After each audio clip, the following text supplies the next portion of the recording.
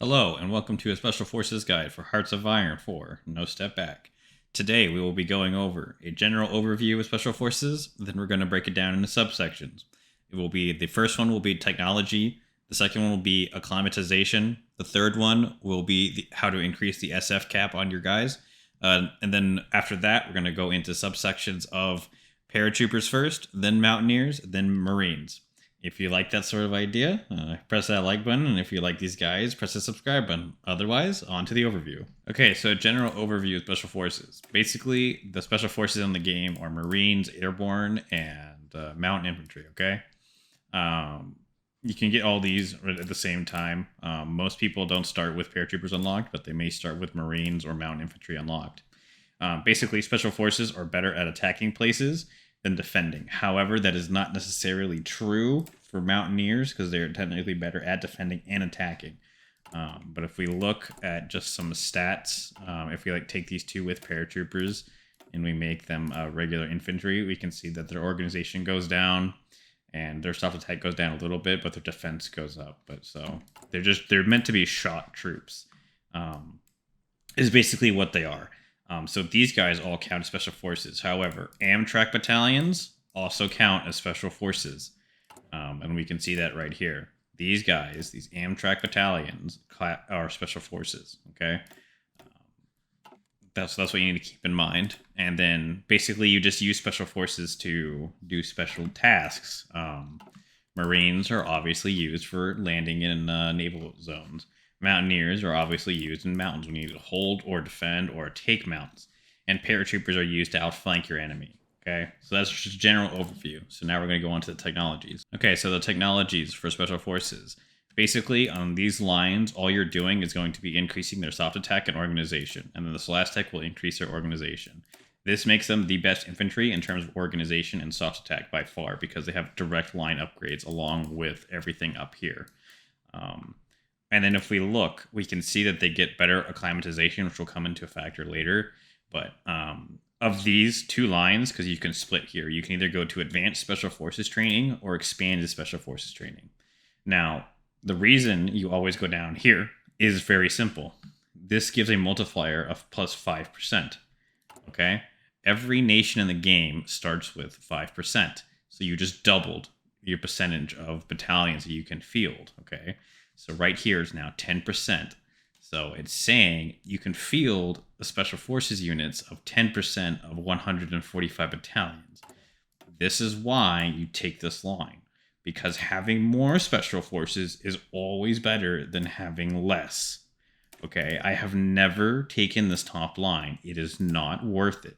If you are going Special Forces, you need to have more. More is always better. There's no reason to do this. Taking this increases the time they take to train, doesn't give you any more units, and only increases their defense and organization. And then this one's even worse. It increases their time to train, gives them a acclimatization factor gain, which doesn't really matter, and then they have a 48-hour supply grace. But that only takes into account you landing and not getting resupply, which is bad for you. On the other hand, this one reduces the time it takes to train them and increases your multiplier, your capacity multiplier, okay? And then this one gives you acclimatization gain factor of only 20%, so it's just 30% less. Again, that really doesn't matter. And this one gives your Special Forces non-combat out of supply minus, okay?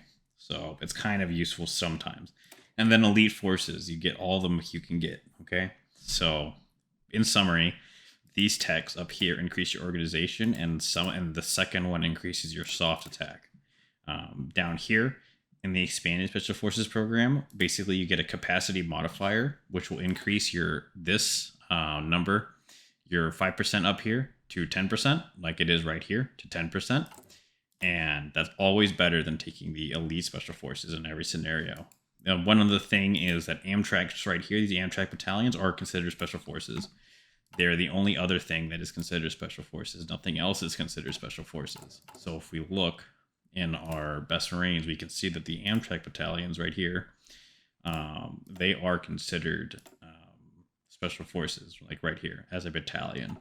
Okay, so with that, we're going to go to acclimatization. Okay, so acclimatization, what does that entail? Basically, whenever you hover over your unit right here, and they either have hot or cold when they're gaining it, you can see that the penalties that they will have get down, right? They reduce. And usually it's by half, okay? But they're not fully trained. And I'll show you a fully acclimatized unit in a minute. But basically what's happening here is they are getting better either at cold. So this is the one up in Seattle, and it's in a mountain, and it's gaining its cold acclimatization because it's in deep snow, right? And then this one down here in Panama is gaining hot acclimatization, which means it's the opposite. It's very hot down here, which you can tell by the weather. Okay, so if you're in peacetime and you're not doing anything like the United States is for the first 4 to 5 years of the game, what you can do is if you need units, and this applies to every single unit, not just special forces, they're just the best at gaining this. You can acclimatize any unit wherever you want. Okay, so in a scenario, if you have time, and let's say you want to go fight up in Scandinavia, what you can do is any country, you don't have to be the US to do this, but any country, you can train your guys like this. You just have to have a province that's cold enough or a province that's hot enough to do this, right? And there's another thing you can do. If you have players and you're in an MP, which you can ask, and if you have a Denmark or something like that, you can ask for military access and go ship your guys from Washington, let's say, up to Greenland and be in deep snow if you needed to. But the US doesn't need to, but let's say you're Belgium or the Netherlands, or you want to do it like that. Or if you're the Netherlands, you can send your guys over here to the Dutch East Indies to gain acclimatization, right? It's completely up to you on how you want to do that. But it is just another feature that many people don't use. Another thing to think about here is that there are 2 general traits that actually affect this gain right here of cold and some a little bit of hot. If you take a winter expert on one of your generals that you're never going to use for combat, remember, they have to have a winter specialist. And if you're not going to use a general for combat, this is a very, very, very quick way of gaining cold acclimatization on everybody. The only way that increases hot is adaptable, right? And it only increases it by 10. This increases it by 40. So that's just one thing you can do with acclimatization. Okay, so now with that, we're going to go on to increasing the Special Forces cap. Okay, so this is how to get more Special Forces cap. As you can see right here, I can field 10% of my battalions that I have as Special Forces, right? And that's because I went down the line of getting expanded Special Forces, okay? So now it's at 10%, okay? But how do we get this higher without using a lot of equipment, per se? So the easiest way to do this, and what is done in MP, is we train a whole bunch of regular units, right? Units that have equipment, okay? We deploy them. Okay, these units have now been deployed, so they have their equipment, right? Then what we're going to do is we're going to make a template, okay? This one I use AA guns. All battalions are AA guns, okay? Use whatever one of these 3 you're not going to use, okay? Which is either AA or anti-tank. You then put all of them in a division, like this one, okay? Then what you're going to do is start a production line of only 5. You don't need that many to do this, okay? And the need right now is 36,000, but we're going to show you what's going to happen.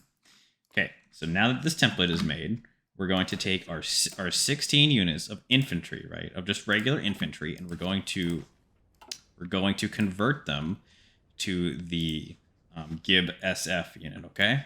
So now they require all of these guns, right? And they have their Thompsons on them, okay?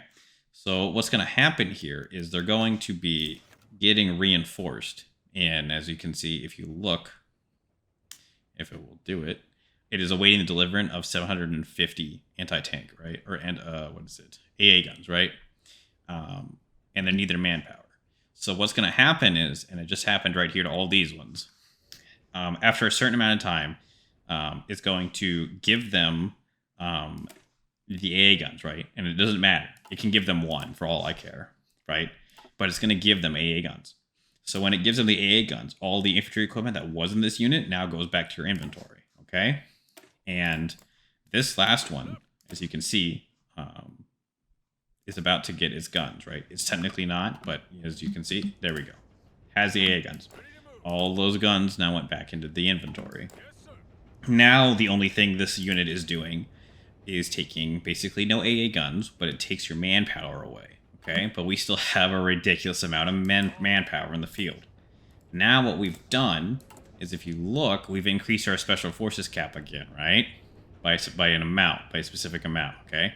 So this is how you get more special forces and in MP games and SP games without burning a lot of equipment, just manpower. Okay, so with that trick being showed, I'm now going to go on to paratroopers. Okay, so paratroopers. Paratroopers are a useful asset in usually any army if you can have them. There are multiple ways to use paratroopers, so we're just going to go over a few templates first before we get into them. One of the templates and one of the ways you can use paratroopers is if you see the range on the transports and you can drop like a lot of them from England, which you can do, and I've seen it done before many times, is if you make 2 with paratroopers, right? 2 with paratroopers with just regular 2 withs, just single paratrooper units, right? You can make multiple paradrop orders just like this everywhere, literally everywhere. And they'll all go off like one after the other, right? Or if you had different planes, you only need 1 plane per airport basically to do it. But you can drop them like in towns and airports and railway junctions and ports. It's very gamey, but it is effective. You could VP snipe with 2 with paratroopers, and if they die, they're not that much equipment. So that's one way you can use paratroopers, is by hundreds of spamming 2 withs everywhere, right? So an example would be just drop them out from England to Paris and just cover this whole line down here with just paratroopers and just see and hit the enemy, okay, and keep them pinned. But that's one way to do it. However, that way also might be banned. Depends.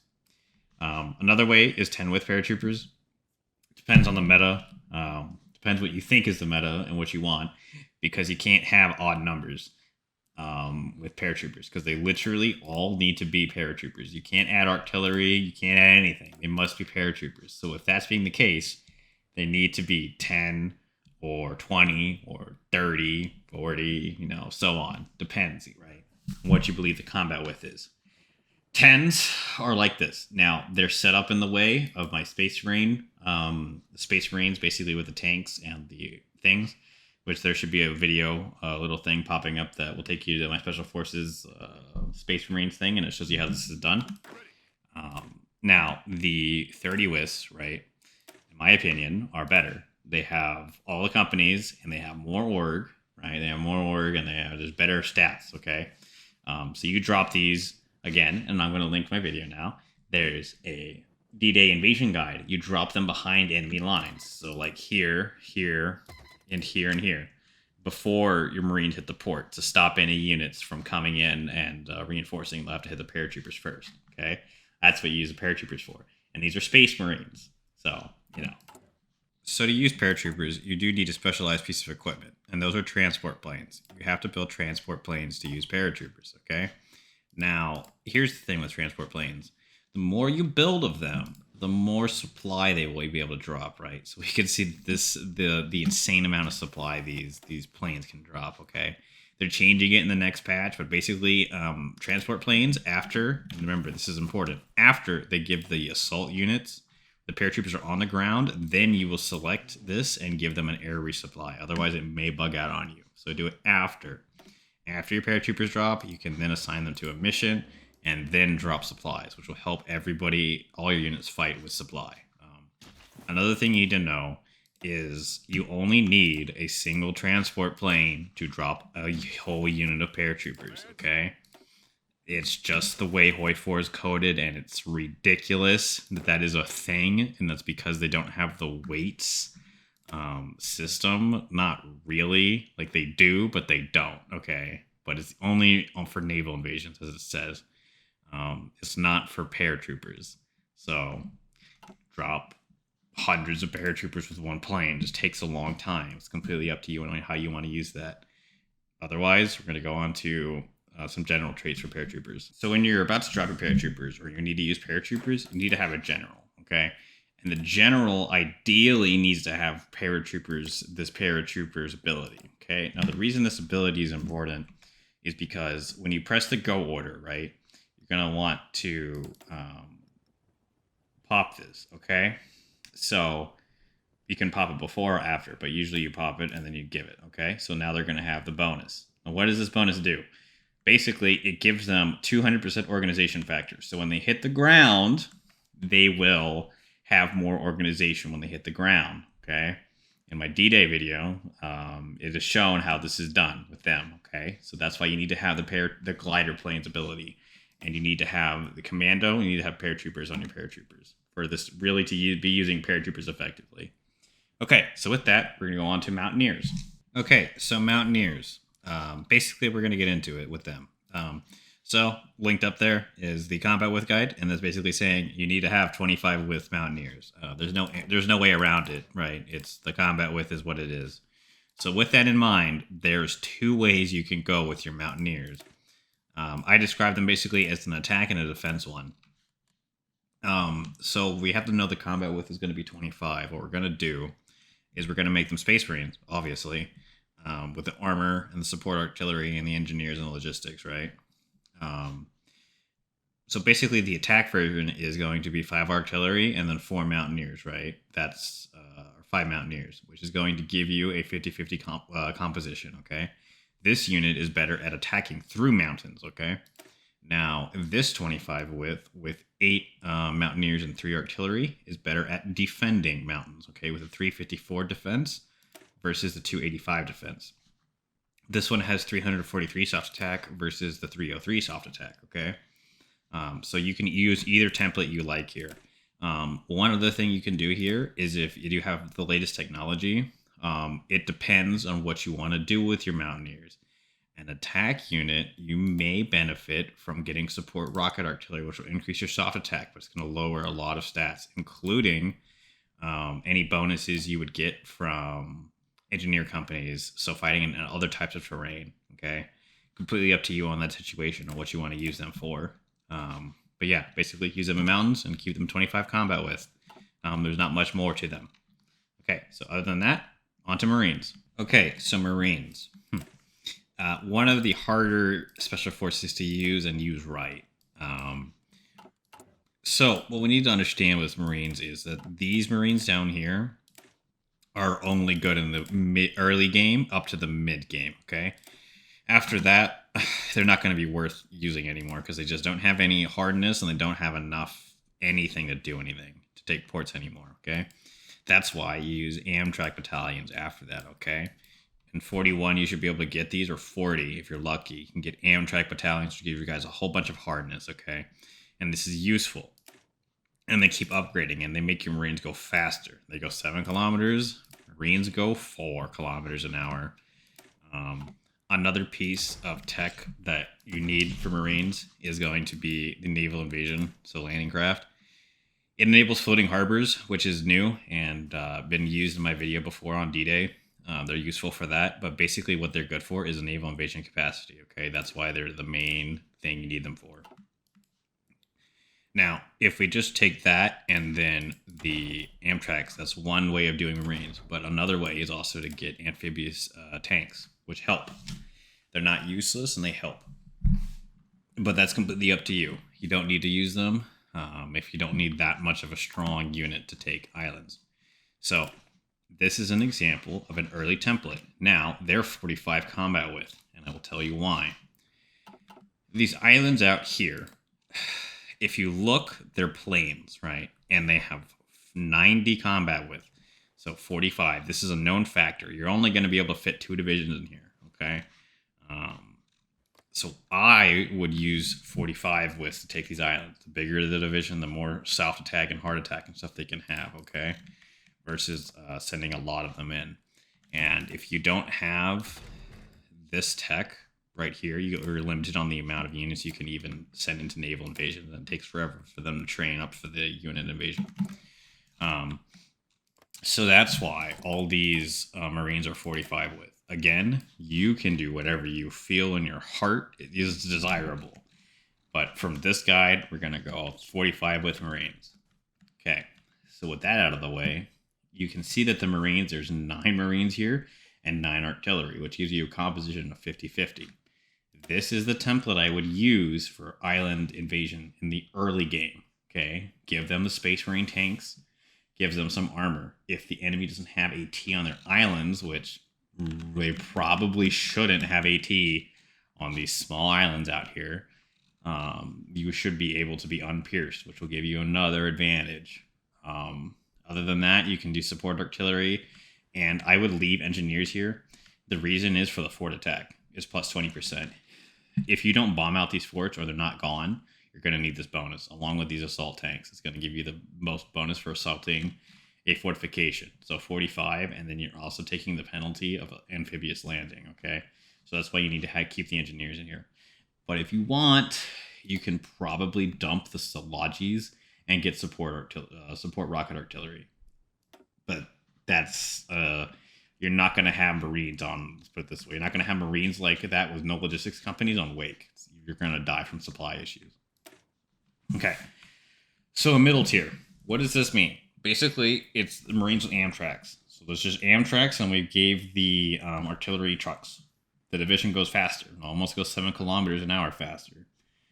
That's the main difference, along with the hardness. They take 50% versus taking 100% of the soft attack, okay? So, this is a mid-tier one. Now, this one will usually get you by most naval invasions. It just depends on how and where you're landing. As long as you're not landing on tanks and you're landing into infantry that aren't that well trained, this should be good enough, okay? The best Marine template is this, in my opinion. It's basically 10 Amtrak battalions, and you need to make it 45 with, so you got 8 tanks, amphibious tank battalions, and then 3 SP. So what does that mean? If we take a look at the designer, we can see that the SPs are as follows. Again, you can use whatever you want, but I'm trying to stack soft attack on these SPs, okay, and break through with the 3-man turret. And then the medium howitzer for these SPs right here. If you want amphib tanks, it just depends on what design you want to stack. I stack breakthrough and I stack soft attack, and give them some good, decent reliability and some armor, okay, to increase the armor of the unit up to 23. Now, it's not much better than the mid-tier Marines, but it's a little bit better, and it gives you a little bit more hardness, which in theory can make these units better at breaking through fortified islands. Now, it's going to be a 50-50 shot if they're landing on tanks, but you shouldn't be landing on tanks on these islands. But if, let's say, you're using this to fight in Germany and you land on tanks, you're probably not going to break through. I'm going to be honest with you. That's probably a suicide mission. But you never know with that. So other than that, I'm going to show you a little snippet of how to use Marines in conjunction with some ships. Okay, so I'm going to press the order to go. We're going to talk. So basically what is happening is these guys are being navally supported, right? So these battleships with these hard attack, with their hard attack is going to give the shore bombardment bonus, right? So they're going to be traveling with this unit. Now, your carriers right here, this is something you can do if you're landing on an island. Like, for example, if we're landing out in Okinawa and we don't have, or Iwo Jima, right, and we don't have an air base that can reach, say, from like the Marcus Island, and we don't have Saipan, what we can do is use our carriers for giving them air support, right? So I don't have any planes over Norway, right? And this invasion force is coming in. So what we can do is order them to give air support, right? Or if you have CAS, you can do the same thing with CAS, right? So these Marines are going to come in, and they're being escorted by these invasion support, right? So they're going to attack, and now they're attacking. Now they're getting the shore bombardment bonus, and then we have air superiority, so it's also debuffing them, right? So it's debuffing their defense by, 2%. Not much, but it also helps. And then if you had CAS, you would be doing CAS damage to them. So that's just one way to help out your naval invasion. So one last thing with Marines is if you need a general for Marines, you're going to look for one with Invader. Basically, it speeds up the amphibious invasion time and the assault, okay? Now, this shore bombardment thing is completely useless. What it does is if you only have like one heavy cruiser, like let's say these are like heavy cruisers and they're not battleships, what that trait will give you, what this naval liaison trait will give you, is an increase in the amount of hard attack these units do, okay? And what that translates to, and I don't have any heavies here, so if there's a heavy attack value, basically it's going to increase it by 25%. Okay? So when it does that, it's not much, right? If this is only uses if you don't have battleships for some reason and you want shore bombardment from heavy cruisers, which you don't need. However, this one is the one you always take. This gives them more supply bonuses, okay? This one you take, this one is complete garbage. Other than that, okay. So with that, we're just going to do a little wrap up. So today we've covered the technologies for special forces, how to get acclimatization of them, how to increase your SF cap. We've talked about how to use paratroopers, their templates. We've done how to use Mountaineers and their templates, and we've talked about how to use Marines and their templates and some special things you can do with the Navy there. With that, if you like this video, leave a like. If you like this sort of guide thing and you want to subscribe, that would be my honor if you did. Other than that, we're just going to wrap it up. So please have a nice day.